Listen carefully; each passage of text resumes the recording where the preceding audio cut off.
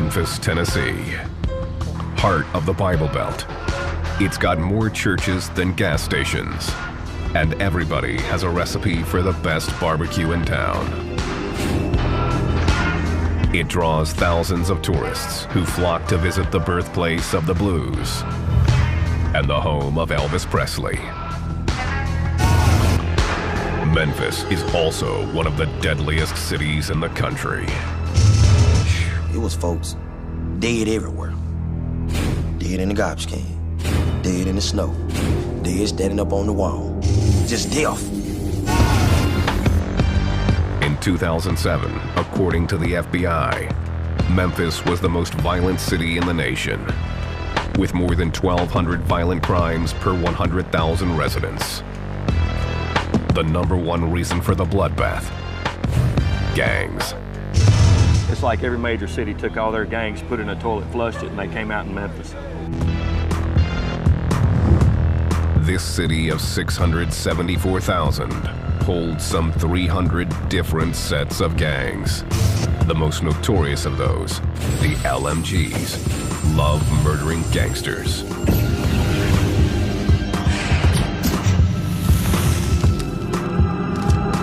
They had the attitude that they were above everybody else. It caused them to really having to back up their attitudes. We liked the attention. We drew attention. We did things on our own, and we did things our way. The gang started in Lemoyne Gardens housing project. Located on the city's south side, the gang made it synonymous with murder. I done seen folks get shot all kinds of ways. 1 bullet, 2 bullets, 3 bullets, 4 bullets, 5 bullets, dead. It's like survival of the fittest. You know, just gotta watch your back. The LMGs also made the gardens extremely dangerous for outsiders who dared to enter the area. You come through there, you gotta know somebody. You don't know nobody? I'm telling you what's been happening to you. And that's for real. 28-year-old D'Angelo Bills grew up in the garden.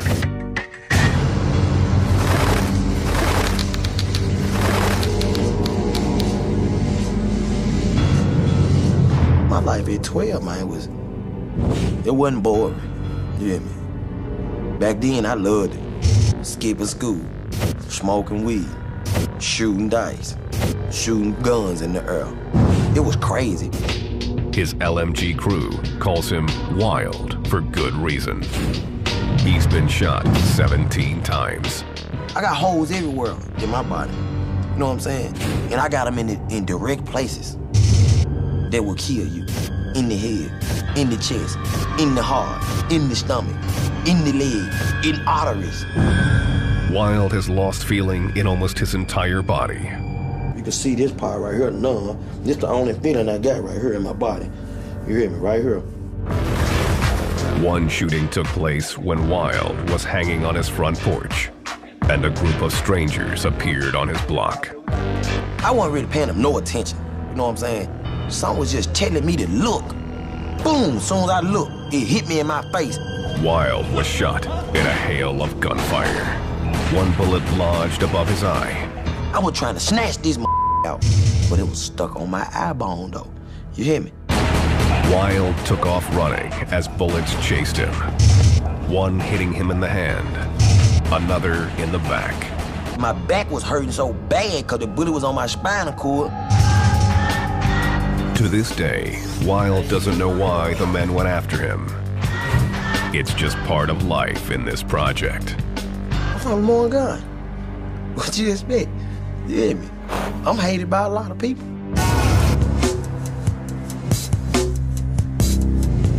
LMG member Curtis Crump learned early on to tune out the gunfire in Lemoyne Gardens.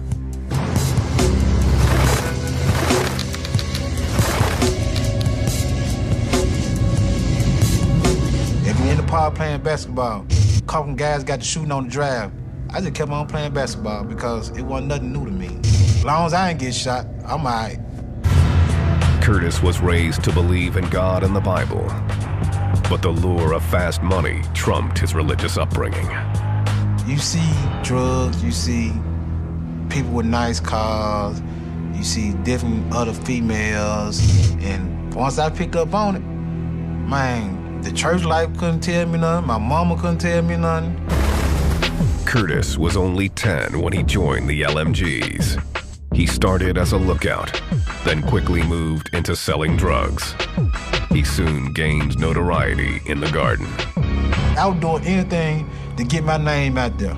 That's Curtis. Oh, he from the gun. Oh, he's straight. Don't with him. If you with him, he got a whole lot of on his team. Curtis had already been shot 7 times by his 18th birthday. Got shot right there. Shot me right there. I got another bullet hole right there.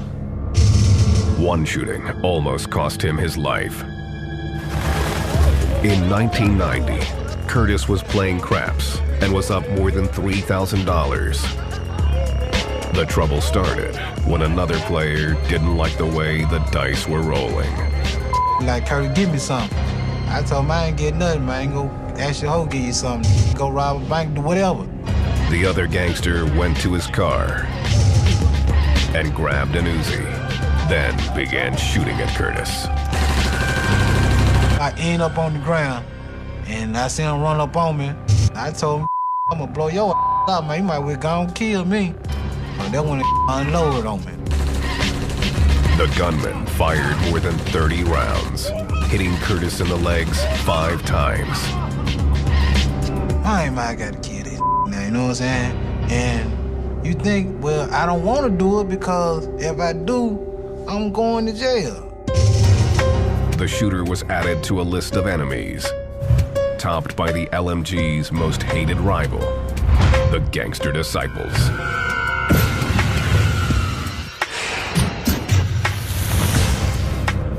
The two gangs have battled for control of the Memphis streets for years. It traces back to the LMG's most revered leader, George Hewlett, aka G-Train.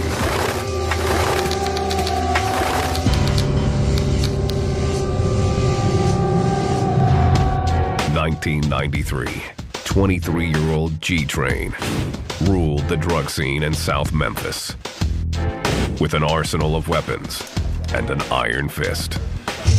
He was like Sammy the Sam. I mean, everywhere he went, he had 2 or 3 guns.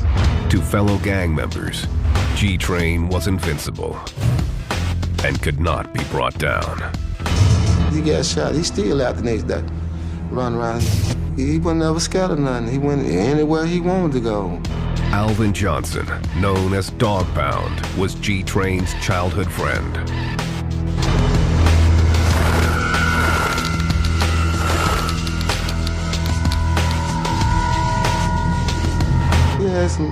He had enemies.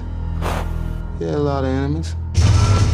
G-Train's biggest enemy was a local gangster disciple leader named Daryl Jordan, aka Cowboy. It all started with the rumor that Cowboy had jumped the little brother of a high-ranking LMG member. Cowboy had robbed him. You know what I'm saying? Took his money, took his dope. So they disrespectful, you know what I'm saying? Cowboy was also disrespecting the LMGs by selling drugs on their turf, a crime punishable by death. Cowboy, Daryl Jordan, had violated the lines of demarcation. It was Train's turf. There was no question about who ran that area of town. Cowboy was smoking weed with 2 friends in a parking lot near the Lemoyne Gardens project when 6 members of the LMGs, including G-Train, pulled into the lot. Train called Cowboy over to settle their differences. Minutes later, all hell broke loose. When the shooting stopped, Cowboy was lying near a parked car. He had been hit 12 times, including once in the head. The police rushed to the scene and found Cowboy amazingly still alive. He immediately made a gasping claim. When the officer got down and asked him what happened,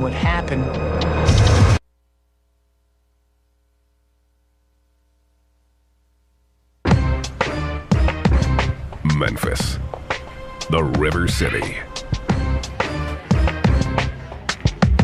B.B. King mastered the blues here on Beale Street, and Elvis recorded his first album at the legendary Sun Studio. The city is also home to the LMGs, one of the most violent gangs in the South. People love to see evil. People like that. Where I'm from, we feed off of it, you know. The LMG's base of operations is Lemoyne Gardens Housing Project in South Memphis, one of the poorest areas in the city.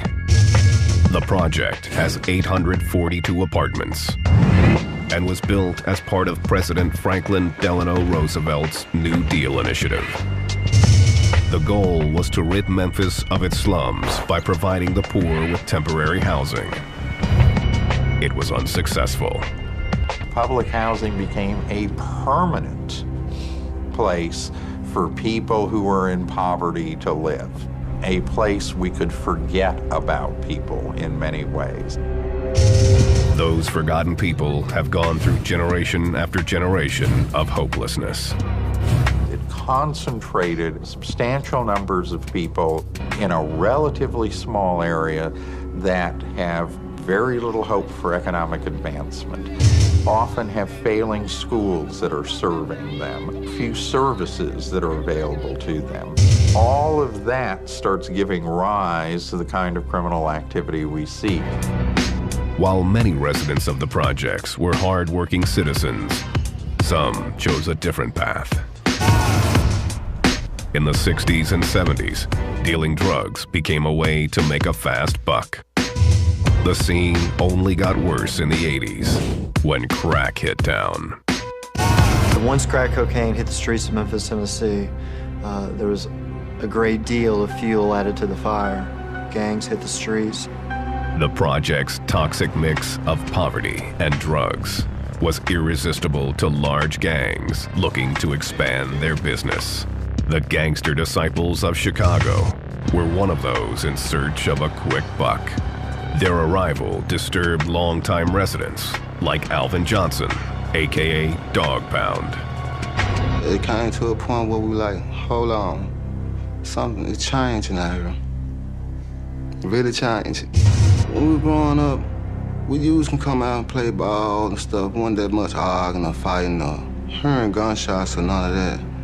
Then, over the time period, things started changing. Probably when a lot of gangs started coming in Memphis and stuff. The situation in Lemoyne Gardens was made worse by ongoing feuds with 3 other housing projects in South Memphis. They put all these 4 projects in one neighborhood. So you got 4 project neighborhoods now. There's gonna be some fighting. In the early 1980s, a group of friends from Lemoyne Gardens Project decided to band together. They called themselves the Lemoyne Gardens Mafia, LMG for short. There wasn't no way out, you hear me? This is all we know. We're gonna ride together. Wherever we go, we're gonna be together. You hear me? Whenever something happen, we going together. That's just how we was. The LMGs were soon more than 100 strong, promising to have one another's backs. If somebody from the outside, we was in trouble with it, all of us was going. It wasn't no, I'm gonna pick you, I'm gonna pick you, I'm gonna pick you, I'm gonna pick you. No. It's like, man, look, man, you know we're in trouble with such. Oh, for real? Hold up, man. Let me get everything. Let's go. When we mob deep. And when we mob, everywhere we go, it's somebody gonna recognize who we are. The drug scene in South Memphis was exploding, and the LMGs were looking to dominate the trade. You come get anything over there in Lemoyne Garden, from marijuana to crack cocaine to powder cocaine. It was really like a mini cartel. The gang's united front quickly became profitable. Guys over there, they stood together, they hustled together. This area right here is like where me, George, and a whole lot of us growed up at. We hung right up around this area right here. And it was like a supermarket to us. Money everywhere. You know what I'm saying? By 1993, the LMGs were running the streets.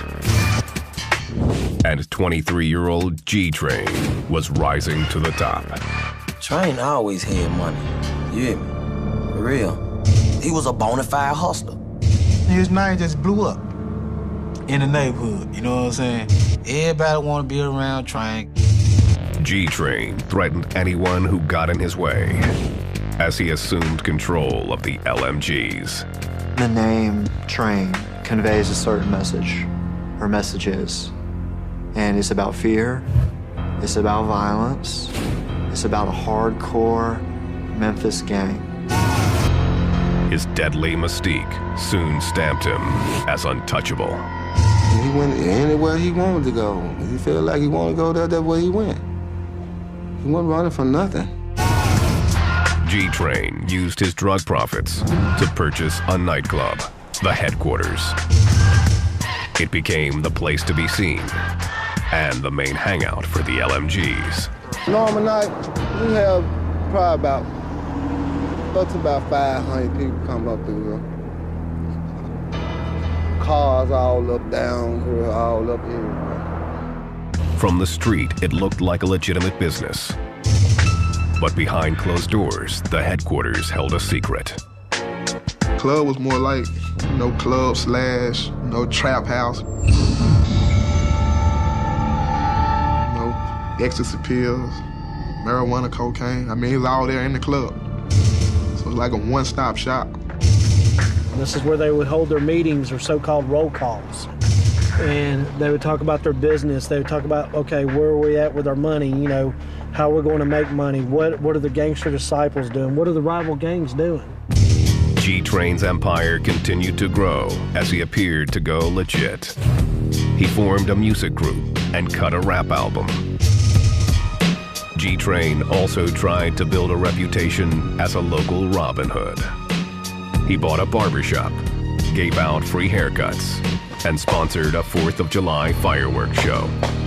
He showed love. On Christmas, if you don't have one, he'll make it happen for you. He bring gifts. To the LMGs, he was a hero, a man to be emulated.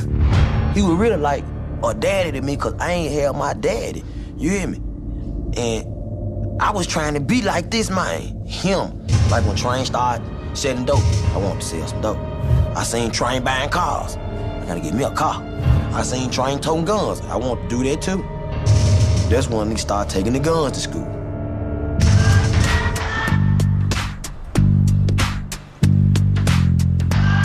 G-Train wasn't loved by all. As his power and wealth grew, he and the LMGs began crossing enemy lines. They were starting to sell drugs over onto the gangster disciple territory. And when that started happening, the LMGs and G-Train were starting to cut into the money of the gangster disciples, which is going to cause a problem. The gangster disciples wanted G-Train dead. It only added to his legend. He was said to have 9 lives for all the times that people tried to kill him, but were unsuccessful. The gangster disciples got frustrated when they couldn't get to G-Train and went after his family instead. In the early 90s, they attacked Train's brother and almost beat him to death. To the LMGs, the assault was a declaration of war. Train just took it out on them. He didn't care who it was. If he was GD, he was gonna get it. All us crazy. You hear me? But we cool crazy. We ain't crazy till you mess with us. Till you do something that my brother, my cousin, my partner, my sister, my mama. The LMG's plan was simple. It was just SOS, shoot on sight. The murders began to pile up as each killing was met with another. God, it's Murderville, you know what I'm saying? So you get coming through there after dark, it's bloodshed. The LMG's name took on a more sinister meaning. LMG changed from Lamorne Garden Projects to love murdering gangsters. The posse had a new battle cry. GD, short for Gangster Disciples. LMG added a K to it, GDK, Gangster Disciple Killers. By 1996, corpses were piling up on the streets.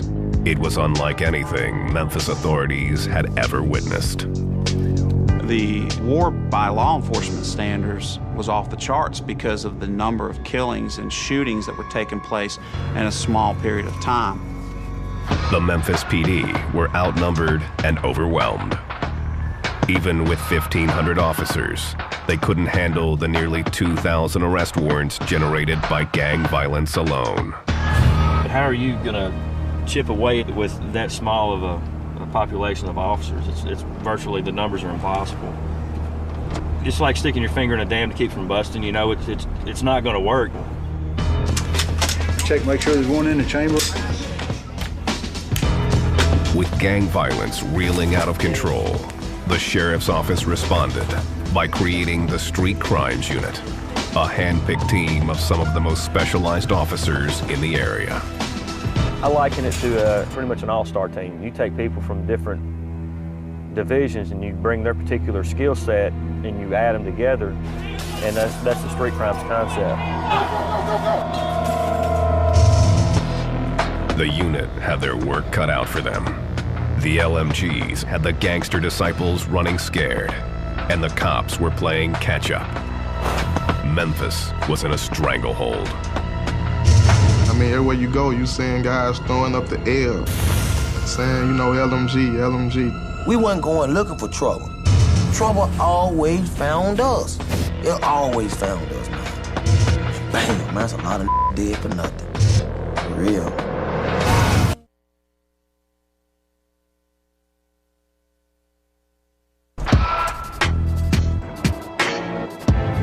Memphis. From Graceland to the Civil Rights Movement, this city has seen its share of history, much of it infamous. Going on about your business now, or some gonna rob, some gonna shoot you. In 1997, the Street Crimes Unit was formed to combat one of the city's greatest threats, gangs, among them the LMGs, or love-murdering gangsters. Detective David Ballard has been a member of the team for 2 years and has first-hand knowledge of the violence. His aunt was a sheriff's deputy and was killed by a gangster while on duty. Her call sign was Charlie 7, and I got to put on my trigger finger there. Hopefully, in the event I ever have to use that finger, she'll be there and she'll help me make good decisions. Maybe like I got a guardian angel riding with me. The Street Crimes Unit has a tip on some gangbangers selling drugs out of a trap house in South Memphis, where the LMGs reign. This guy got some, should have some crack cocaine, marijuana. You'll be aware there's gonna be some handguns in here. Y'all watch, you know, have somebody on the perimeter, yeah. We'll take out that glass door and you just make entry. You'll be on the shield, make your entry through there. Let's roll.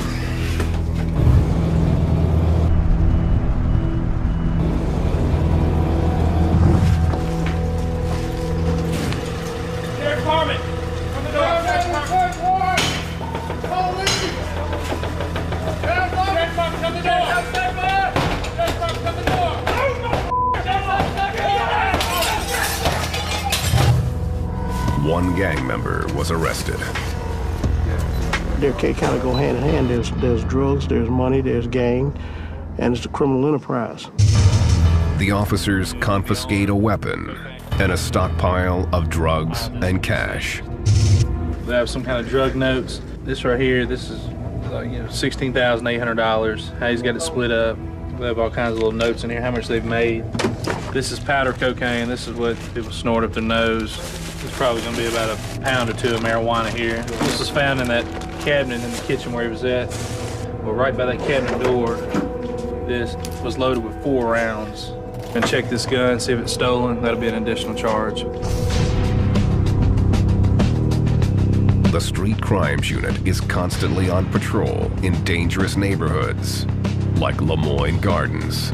It's 11 o'clock in the morning on a Tuesday. You know, well, I mean, what are you out doing? 4 or 5 guys just walking around. We'll pull up, check them, see if anybody's got any warrants, just kind of talk to them, try to interact with them. And you never know, they may be receptive to talking to us, or they may take off running. They are looking for gang members. What are you in jail for? This afternoon, they find a group of vice lords. Questions? Come here. Come here. You here.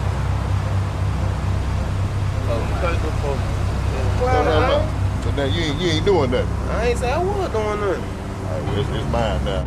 I hate gang members so much that, you know, I don't care about the bandana. I'm gonna get it and use it what it's for. It's probably pretty much like to wipe my shoes with. Mine, it's mine now. Yeah, how they do it? Yeah. You're not gonna walk around in my presence with a flag. They're gonna represent one way or another when they're walking the streets, who they belong with. Love murdering gangsters, the LMGs, also represent with the color red. We will wear the opposite colors of disciples. You know, their street colors are blue, we will wear red. There is no jump-in required to get into the LMGs. There's only one initiation rule. You've got to be from the Lemoyne Gardens Project.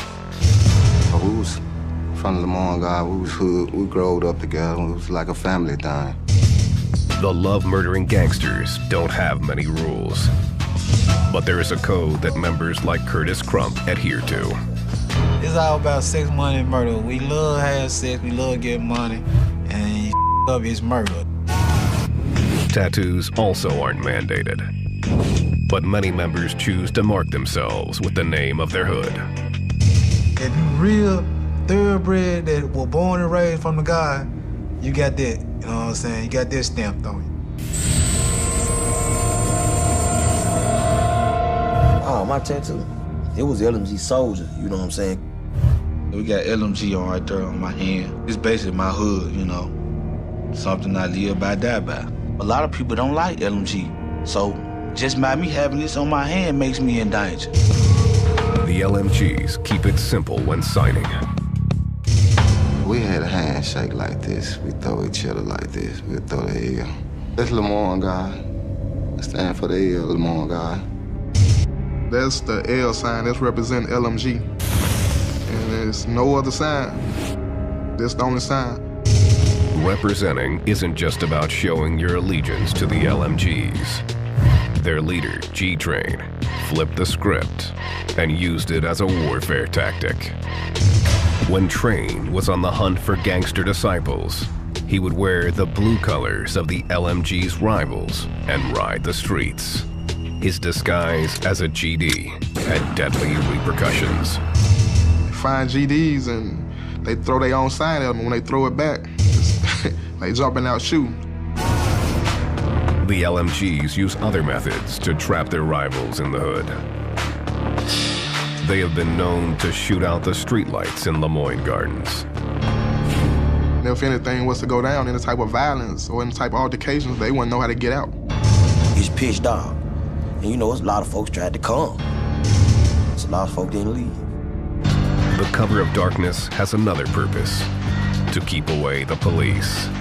They see a dog, and we run through a cut, and they see his dog, we know they're gonna stop. In 1997, the LMGs were untouchable in Memphis. The war with the GDs had accelerated, and the cops couldn't control the bloodshed. Then, a dead man told his tale. Ain't no such thing, well, shoot this person, let him live, go to the hospital, cause he gonna come back in some shape, form, or fashion. He always come back at you.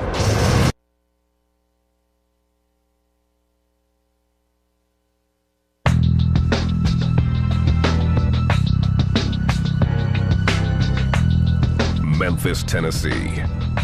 Love-murdering gangsters, the LMGs, and their ruthless leader, George G. Train Hewlett, had decided it was time to kill or be killed.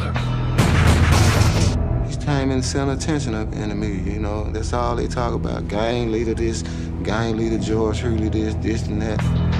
The LMGs were involved in a turf war with the gangster disciples and anyone else who threatened their drug business. Man, it was bad coming in that project, man. Yeah. It's like a death trap. Ain't no telling what line to happen when you come in there.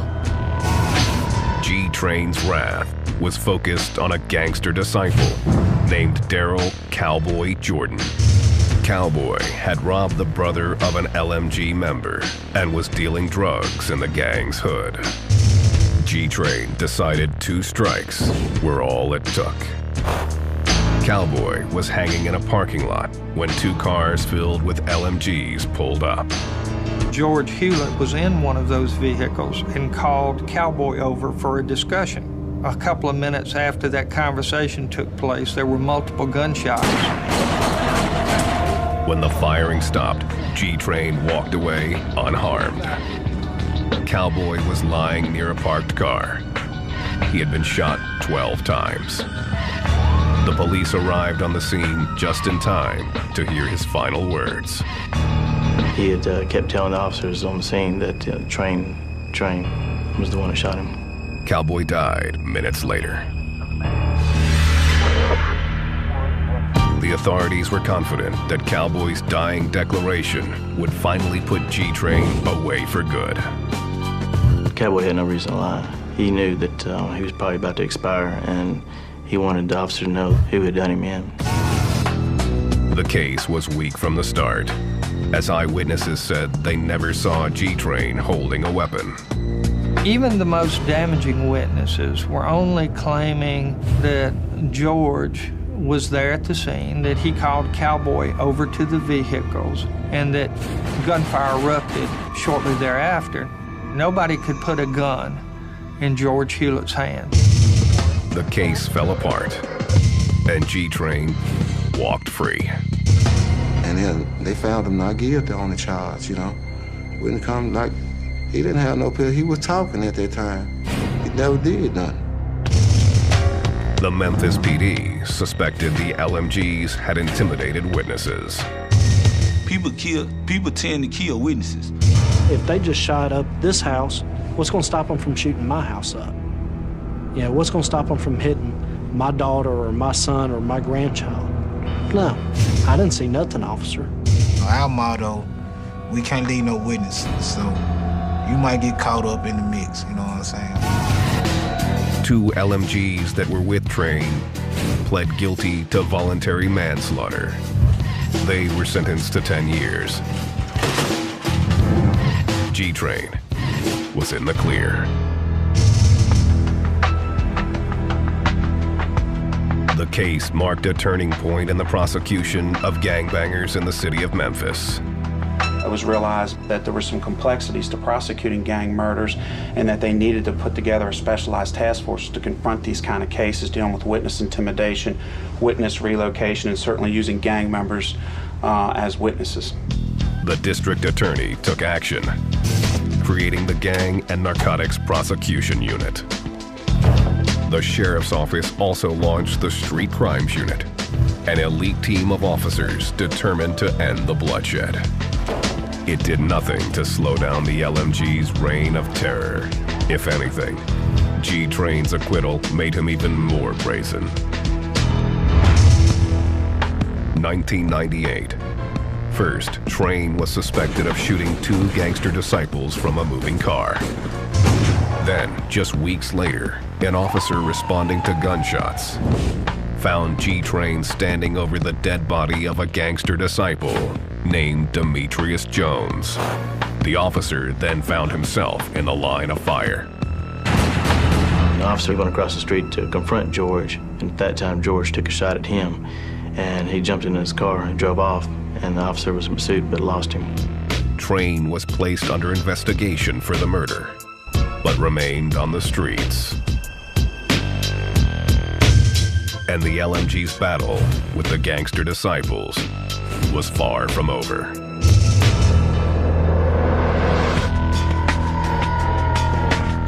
The violence became so rampant that Curtis Crump's girlfriend's house was shot up by a group of gangster disciples.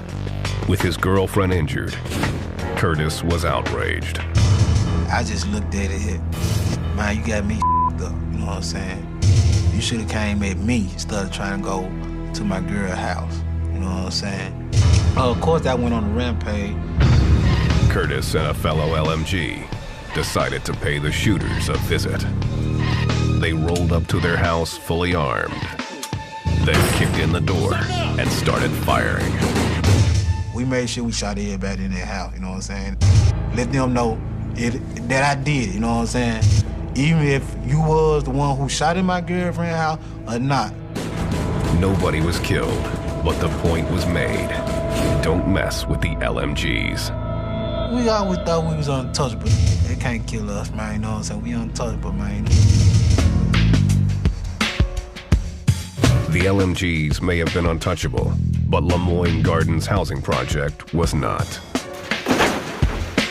In 1998, the city began to redevelop South Memphis. The first order of business was the destruction of the garden. I hate to see they tore it down. I cried and took a couple of bricks with me. That's my stomach ground. I love that place. I was like, man, we got a lot of shit to deal with. Hell yeah, they tore the project down. What the hell we finna do now? You hear me? The garden was gone, but Memphis was faced with an unexpected consequence. The LMGs spread throughout the city, and so did the bloodshed. Now, we was everywhere. And of course, we still got that, man, you mentality, you know what I'm saying? It's still LMG, you know what I'm saying? Well, we're gonna get it established over here or get established over there. G-Train continued to dominate the LMGs, despite the attention of the Shelby County Gang Unit. Train, a lot of people feared him. He was not scared to pull the trigger based off the rumors on the street. He was feared, and he was very intimidating. I guess, you know, when you feel like you that king type person, you feel like you can't be touched. G-Train's legend was building, but even legends don't live forever. He was living like he had a death wish on him, or he knew death would ride him.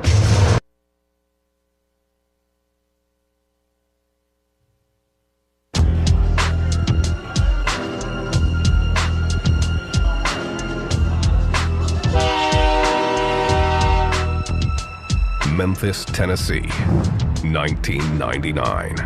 The LMGs, love murdering gangsters, were as strong as ever, despite the destruction of their hood, the Lemoyne Gardens Project. Their embattled leader, G-Train, had avoided serious jail time and numerous assassination attempts. A lot of gang members started to believe in this mystique that he was invincible. George had 9 lives. On November 10th, G-Train's legend came to an abrupt end.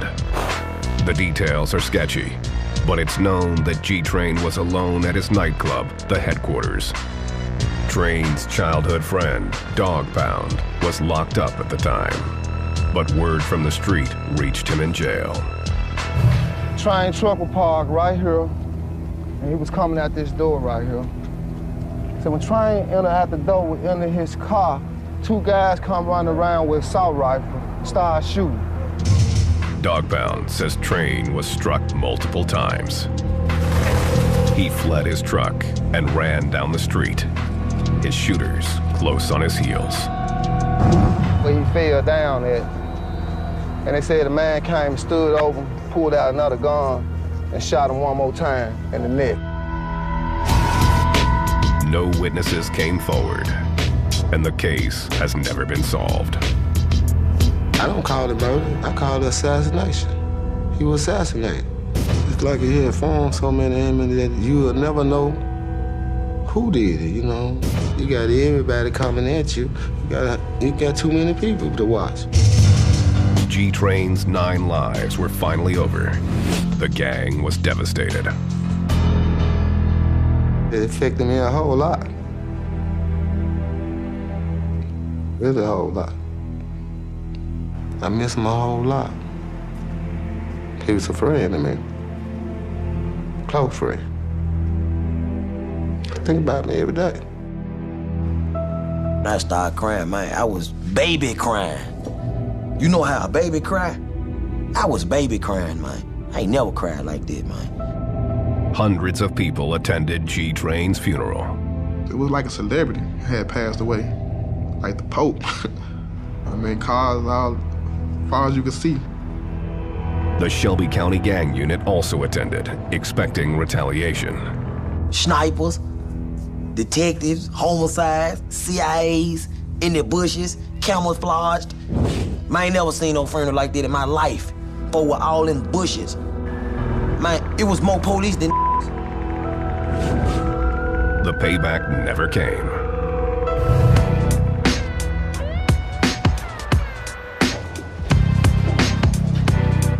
Gang members say the LMGs have been in turmoil since G Train's death, and they're keeping a low profile. When you cut off the head, you know, you shut down everything. The whole body can't function. It was a reality check, you know what I'm saying? And like, damn, what we gonna do now? The land where Lemoyne Gardens housing project once stood is now covered with mixed-income townhomes. Dog Pound is out of jail and says he's staying clear of trouble. When he visits his old haunts, he barely recognizes the area. This was the main spot right here. It's a whole lot different now. A whole lot of things have changed. Way different what it used to be. I miss a lot of it. I can't hang around like I used to. Get a trespass charge. Some believe that because the LMGs are spread out across the entire city, they are more dangerous than ever. You can be reached anywhere, anytime. And that's a fact of life right there. You're not safe anywhere in this town. 34-year-old Curtis Crump is currently on trial for attempted first-degree murder and aggravated assault. He's confident that the LMGs will soon be as large as when G-Train ruled the streets. We got brothers that came up and they throwing LMG up. Kids might be throwing LMG up, so it ain't gonna never end. Yeah, that train gonna definitely roll, you know what I'm saying? No matter what. D'Angelo Bills hasn't spent a full year outside of jail since 1990. Wild continues to represent the gang, but is aware it comes with a price. Lost a lot of love, man. A lot of friends. Man, a lot of they ain't even here no more. You hear me? No, half of them in penitentiary, like I said, and half of them dead. He hopes that his current stint in jail for a weapons charge will be his last. When he gets out, Wild plans to focus on his rap career, where he pays tribute to his fallen LMGs. I'm shedding tears, and can't nobody feel my pain. Over the years, I done seen some of the craziest thing. Remember Train? That's a legend. Most of y'all don't know. When he was here, he ran like they pictured a ghost. Right after that, Lil Daddy died. A chopper opened his chest. I wish like hell I could've caught him just to give him my best. Life is a mess. You can only live once on earth. So if I die right now today, I know my mama be hurt. I'm still thinking about my auntie. Shout it MP and Lil Mike. They got me shedding tears, dog, but they're just life. That's just life, man. Feel that?